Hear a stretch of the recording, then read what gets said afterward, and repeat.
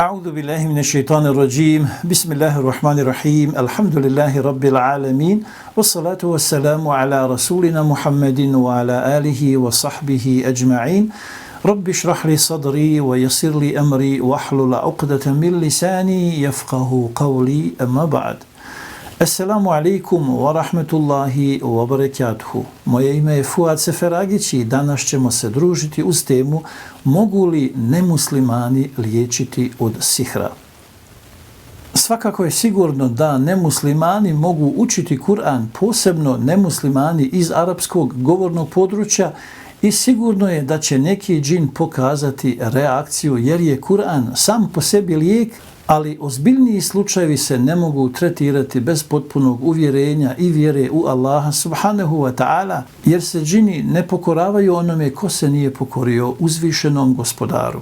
Uvjet učenja šerijatske rukije jeste da je učač rukije musliman, da je dobar vjernik, da je iskreno pobožan, da poznaje Kur'an i teđvid i osnovne propise fikha i ispravne akide, kako ga džin u oboljelom ne bi prevario, ali i još više od toga kako bi on sam oboljelom mogao uputiti korisne savjete u procesu liječenja.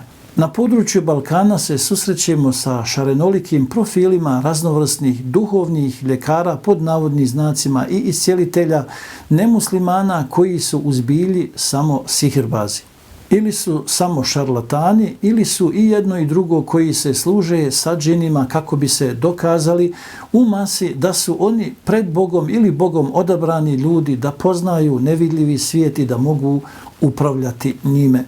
Susrećemo se osim toga s mnogim nemuslimanskim poznatim javnim ili vjerskim ličnostima koje su imami kufra i već zbog svoje uloge raspolažu eskadrilama i vojskama džina koje su im poslušne, pa nije na primjer čudo da takvi džini po naredbi svoga šefa uđu u tijelo nekog oboljelog, skeniraju ga na džine ili ako su jači da istjeraju iz tijela oboljelog slabije džine koji su tu prisutni kako bi opet dokazali svoju posebnost ili svoju svetost. Poznato nam je i korištenje sihra, to jest da se oboljelom napravi jači, novi sihr kako bi se izbio stari sihr, što je samo tjeranje očaja sa još većim očajem, agonija na agoniju. U tijelo oboljeloga prodire džin ili više njih kako bi odradili posao, pa međusobni unutrašnji sukobi džina mogu dovesti i do smrti oboljeloga ili do nesagledivih psihičkih poremećaja koji se više ne mogu